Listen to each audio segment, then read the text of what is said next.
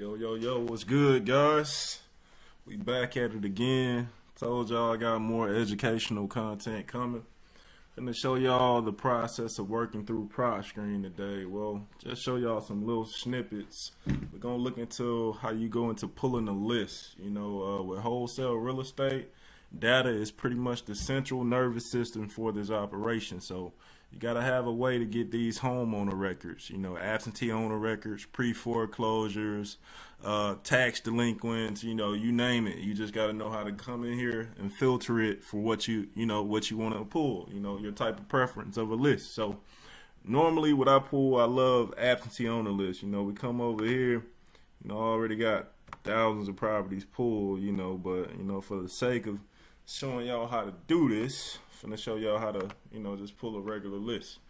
All right, so let's say we'll go ahead and preset our filters right now. So, prop screen, let's get into the basics of prop screen. This is a subscription that you pay for the software. It costs $99.99 per month, so roughly about $100. You're able to pull 10,000 records with the base rate, so that's anywhere you want to pull them in the United States. You see the map there. But you want to get into the specifics of knowing what zip codes you want to target. You gotta do a little bit of homework, but let's go ahead and dive into it. So, my backyard most of the time is Birmingham, Tuscaloosa, Huntsville, Montgomery. So we're gonna look into pulling a list for Birmingham. So like I said, we look for absentee owners. So right here you see where it says owner occupied. We always want to click that no. You got quick list choices over here too, but I'm getting into a more detailed list right now. All right, so I don't really do anything right here. If I put owner occupied, I don't really, click the occupancy status. You could click vacant. So for the property characteristics, we want to come right here. You could put residential right here. You ain't really got to, but you can put residential. We're looking for single family. Let's see. Single family residences, you could come in here, you could pull you some multifamily, some duplexes, some apartments, all that, but we're gonna keep it simple for right now. Let's see, at minimum, let's say at minimum we don't want anything less than a 3-bedroom on this particular list. 2 bedrooms are lucrative as well, but we just trying to specify this specific list right now. All right, so bathroom, minimum bathrooms, you're gonna put 1 right there. We're gonna come right here for the square footage. At minimum we want 1,000 square feet. Lot size, you ain't really got to put anything on the lot right there. We're gonna put on the year bill, we're gonna go 1950. We don't want nothing built no later than 1950. Let's say we're gonna come up to, let's say about 1985.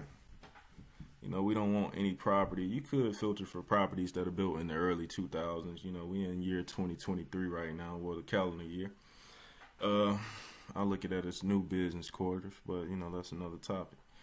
All right, so let's see. We got the year bill, we got the bedroom count, we got the square footage, got the bathroom count, we got the year bill on the filters. All right, so make sure I'm checking everything. So all right, so that's for the property characteristics. Come right here for the MLS status. We want all properties that are off market, meaning they're not dealing with a real estate agent. This properties are not on the multiple listing services. We're looking for properties that are off market, the diamonds in the rough, if you will. All right, so off market. All right here, pre-foreclosure and bank on. You ain't really got to click nothing right there unless you was really looking for pre-foreclosures or something. All right, so right here, this is kind of important. You don't really want to filter for anyone that just bought a house last year.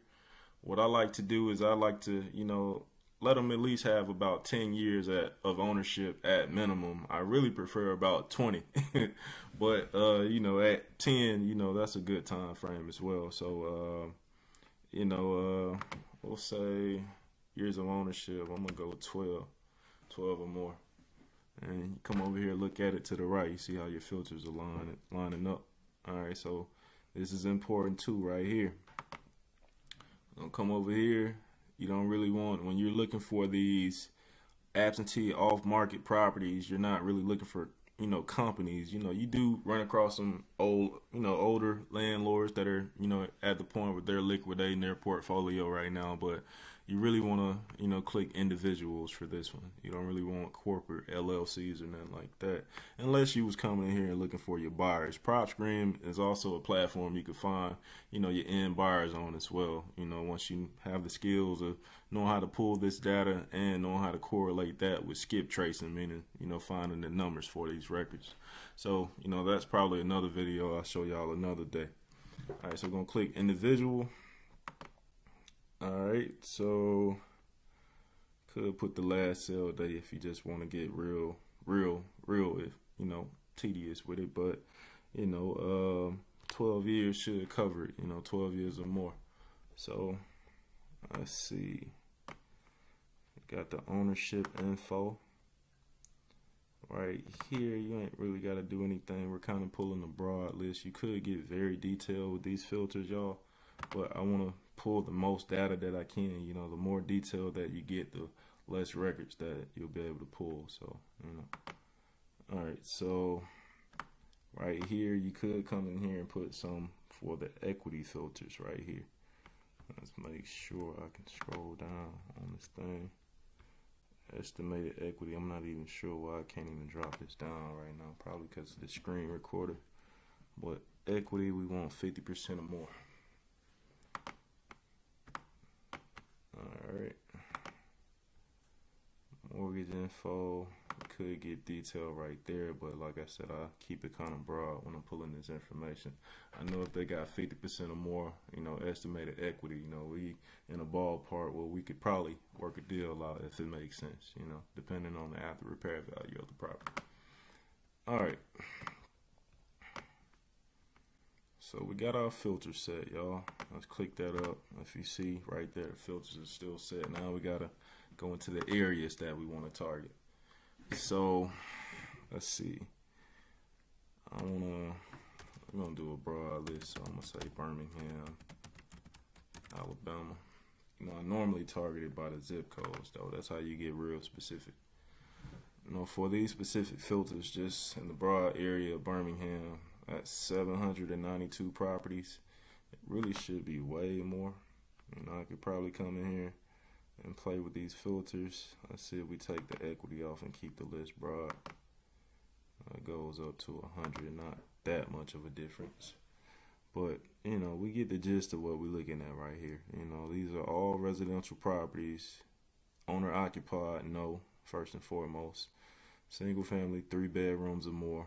If we come in here and we play with these bedroom filters, see, we take that filter off the bedroom. Watch how it go up. Goes up a little bit more. Alright, let's see. Let's say if we wanted to pull this list. Well, we're going to create a bigger list. Let's see. Y'all bear with me too. I'm learning this whole educating thing, man. So, we learning together in this process. Alright, so I'm going to come in and create a new list. You'll see Beham Absentee Owners 2023. Well, we ain't gonna say Beham, we just gonna say first quarter. Spelling it wrong. First quarter Absentee Owners 2023. Alright.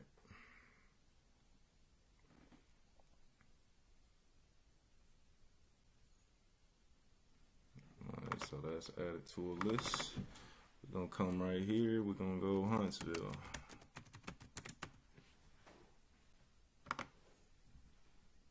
And keep in mind, y'all, I'll be more specific with my zip codes. I normally don't ever search it just by a city name like this. I got the target areas as far as where I want to target, as far as the zip codes. But, this is a broad list that we're pulling right now. Alright, got Huntsville, so we're going to come in here. We'll add that to the first quarter Absentee Owners 2023.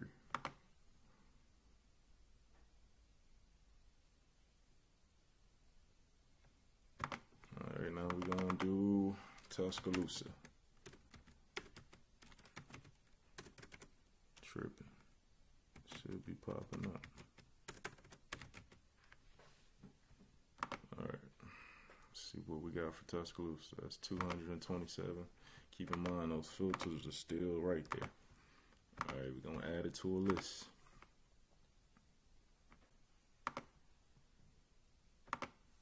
Same list. Alright, now we're gonna go Montgomery.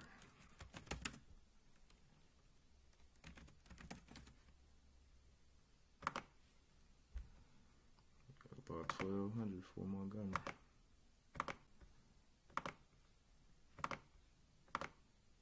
Now these are all people that got extra houses in a sense, y'all. So, you know, when you get to looking at this list, you'll see.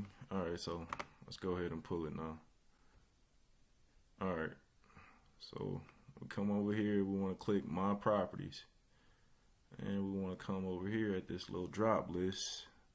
We want to click, you know, we got about 3,097 records. So click first quarter absentee owners 2023. This is your list right here. You want to come up here, click where it says address. And now you want to click export.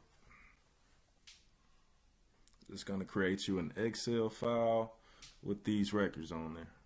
And we're going to look into that. All right. I'm going to come in here. I'm going to shorten the folder.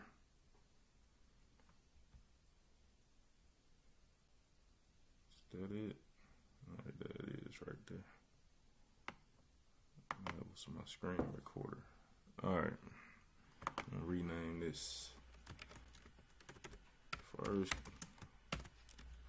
quarter absentees 2023. Let's open the file up, y'all. Enable editing. Alright, so now you look at this list. Let's see, let's put them in. Oh, we'll keep it like this. I'll put them in alphabetical order. But, you know, you got the name, you got their address where they stay at if you want to send them some mail. But, you know, we skip trace this list and get the phone numbers, and we might cold call them.